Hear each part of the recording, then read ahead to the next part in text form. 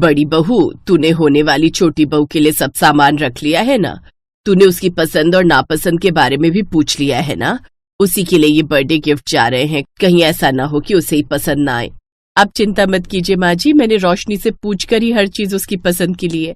अब आप बस जल्दी से तैयारी कीजिए, बाजार चलते हैं, हम दोनों भी अपने लिए नई साड़ी ले लेते हैं। हाँ हाँ ठीक कहा, शादी के बाद हम पहली बार जा रहे हैं ना छोटी बहू के मायके, तो बंठन कर तो जाना ही पड़ेगा। रोशनी शकुंतला देवी की छोटी बहू थी जिसका ये पहला जन्मदिन था और रिवाज के मुताबिक शादी के बाद बहू अपना पहला जन्मदिन अपने मायके में ही मनाती है, इसलिए रोशनी कुछ दिन पहले ही अपने मायके चली गई थी। रोशनी बेटा, तू अपने ससुराल वालों से फोन करके पूछ ले कि कितने लोग आने वाले हैं। वो क्या है ना, हम उस हिसाब से तैयारी कर लेंगे। ठीक है माँ, मैं अभी जेठानी जी से पूछ लेती हूँ। रोशनी अपनी जेठानी को फोन करती है। दीदी, वो माँ पापा पूछ रहे हैं कितने लोग आने वाले हैं, वो खाने की तैयारी भी करवानी है ना, आप बता दीजिए ना सबको क्या पसंद है, उसी हिसाब से खाना बनवा लेंगे। अब मेरी शादी को तो 3 महीने हुए हैं, तो मुझे ठीक से सबकी पसंद नापसंद भी नहीं पता। आप बता दीजिए ना, उसी हिसाब से हलवाई वाले को मेन्यू बता देंगे। रोशनी, तुम लोग इतनी टेंशन मत लो, ये सब तो घर वाली बात है। तुम रोटी सब्जी भी बना दो, हम सब वो भी खा लेंगे। वो तो मैं जानती हूँ जेठानी जी, आप सब लोग बड़े ही प्यारे हो। अगर हम चटनी के साथ भी रोटी परोस देंगे तो आप उसमें भी खाना खा लेंगे, लेकिन फिर भी मेरे माँ पापा की इच्छा है कि वो आप सबका खूब आदर सत्कार करे। अब आप बताइए ना किसको क्या पसंद है। अच्छा ये बात है, तो ऐसा करना, शाही पनीर, दाल मखनी, मिक्स वेज, बूंदी रायता, कोफ्ते, नान और राइस बनवा लेना। ये मेन्यू सभी घर वालों को पसंद आ जाएगा। और मीठे में दीदी, माँ जी को मीठे में क्या पसंद है? उन्हें मीठे में गाजर का हलवा बहुत पसंद है। उन्हें क्या, वो तो बाबूजी को भी पसंद है, इनफैक्ट पूरे परिवार को पसंद है, तो मीठे में गाजर का हलवा ही रखवा लेना। और हाँ, माँ जी के लिए सरसों का साग भी बनवा लेना। रोशनी की जेठानी इस तरह उसको खाने का मेन्यू बता देती है। माँ, जेठानी जी कह रही उन सबको मीठे में गाजर का हलवा पसंद है, तो मीठे में गाजर का हलवा ही बनवाना। गाजर का हलवा, अच्छा ठीक है, कोई नहीं, मैं अभी हलवाई को फोन कर देती हूँ। रोशनी की माँ आशा देवी हलवाई को फोन करके गाजर का हलवा बनाने को बोलती हैं। वो तो सब ठीक है बहन जी, लेकिन अभी तो सितंबर महीने में गाजर का हलवा कैसे बनेगा? अभी हलवे वाली गाजर आती ही कहाँ है? अब भाई साहब, हमारी इज्जत का सवाल है।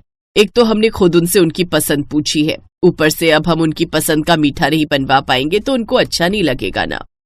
वैसे एक उपाय है, गाजर के हलवे को कोई अगर हरा सकता है तो वो तो बस देसी घी का मूंग दाल का हलवा ही हरा सकता है। मूंग दाल का हलवा? लेकिन हमने तो कभी खाया नहीं। अरे मेरा विश्वास रखिए, मैं कह रहा हूँ तो अच्छा ही होगा। मैं आपकी नाक नहीं कटने दूंगा समधियों के सामने। अच्छा, अब और कोई रास्ता भी तो नहीं है, अब जैसा आपको ठीक लगे। हलवाई को मूंग दाल का हलवा बनाने का ऑर्डर दे दिया जाता है। ऐसे 2 दिन बीत जाते हैं। फिर तीसरे दिन रोशनी के जन्मदिन पर सभी लोग आ जाते हैं। आइए आइए बहन जी, कब से इंतजार कर रहे थे हम आपका। कैसी हैं आप? हम सब ठीक हैं बहन जी। रोशनी बहू कहाँ है? प्रणाम माँ जी।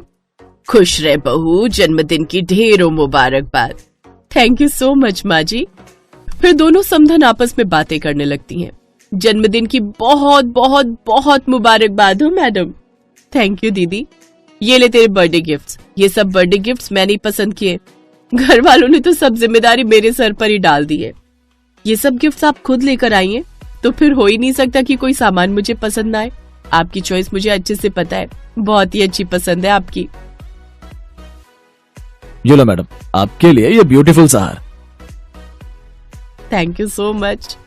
हाँ, लेकिन मेरी वाइफ से ज्यादा नहीं। बस रिवाज के मुताबिक तुम अपना पहला बर्थडे यहाँ मना लो, इसके बाद के सब बर्थडे तुम अपने ससुराल में ही मनाओगी। चलो बेटा, बातें बहुत हुई, अभी कुछ स्नैक्स खा लो, फिर उसके बाद केक काट लेते हैं। जी पापा।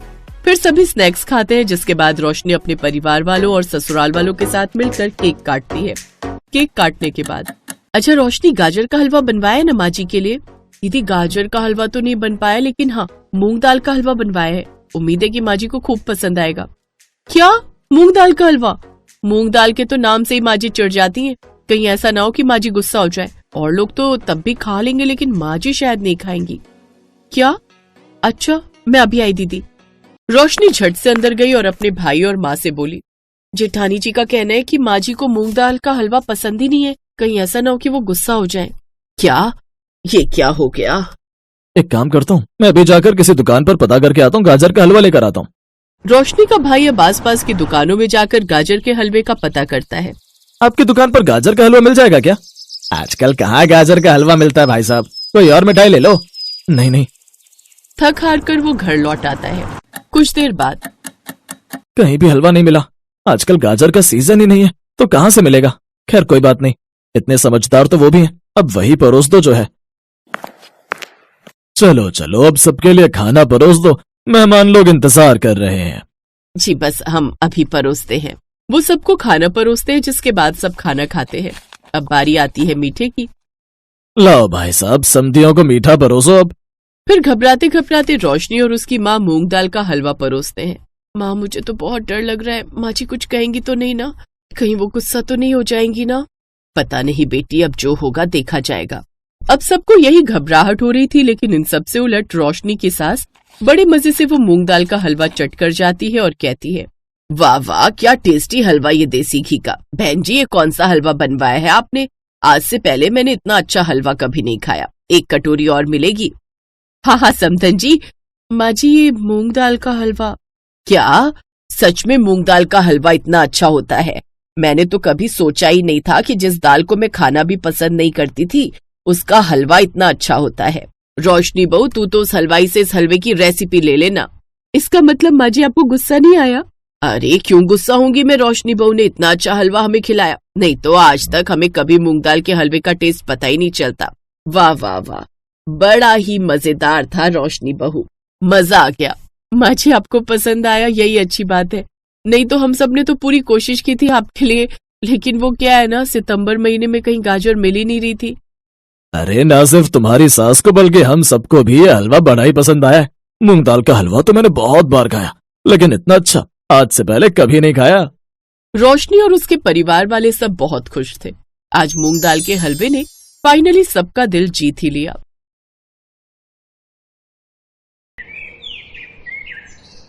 पूर्णिमा एक छोटे से गांव में रहने वाली साधारण सी लड़की, जो अब मुंबई जैसे बड़े शहर की एक मॉडर्न फैमिली में शादी होकर आ तो गई, पर उनके व्यवहार को अभी जानते हुए उसे एक ही दिन बीता था। मम्मी आपको पता तो था कि भाभी शुरू से ही गांव में रही है, आपने फिर भी विकास भैया से उनकी शादी करवा दी। पता नहीं, मुझे तो लगता है तुम्हारे बाबूजी के ऊपर इसने और इसके पिता ने कोई जादू टोना कर दिया था, तभी तो गांव गए और इस गवार का रिश्ता लेकर आ गए। पर फंसा तो मैं ना, मेरे सब दोस्त कितना मुझ पर हंसेंगे कि मैंने शहर की मॉडर्न लड़कियां छोड़कर गांव की गवार से शादी कर ली। ये सब पापा की वजह से हुआ है। वो तो मेरे ऊपर जबरदस्ती कर रहे थे, अगर मैं शादी के लिए हाँ ना करता तो बोल रहे थे कि मुझे एक फूटी कौड़ी नहीं देंगे। अब क्या कर सकते हैं बेटा, अब तो शादी हो गई है। तभी कलावती की छोटी बहन आशा आ जाती है। बहुत कुछ कर सकते हैं दीदी, हमारे पास विकास की दूसरी शादी करवाने का भी ऑप्शन है। वैसे भी मुझे नहीं लगता ये पूर्णिमा ज्यादा दिन यहाँ टिकेगी, क्योंकि इसको तो हमारे शहरी शौक पता ही नहीं है। एक काम करते हैं, कल सबका खाना कर रहे हैं ना, बहू से पास्ता बनवा लेते हैं। इसने तो आज तक पास्ते का नाम भी नहीं सुना होगा। मौसी जी ठीक कह रही है मम्मी, हम भाभी से पास्ता बनवाएंगे। आप तो ना उनको शर्त रख देना कि अगर वो पास्ता बनाने में फेल हो गई तो फिर उन्हें मायके रहने भेज देंगे, बस फिर पीछे से हमारा काम हो सकता है। मम्मी मम्मी प्रियंका ठीक कह रही है, आप पूर्णिमा के सामने यही शर्त रखो कि अगर वो कल सबके लिए पास्ता नहीं बना पाई तो आप उसे कुछ महीने के लिए मायके छोड़ देंगे।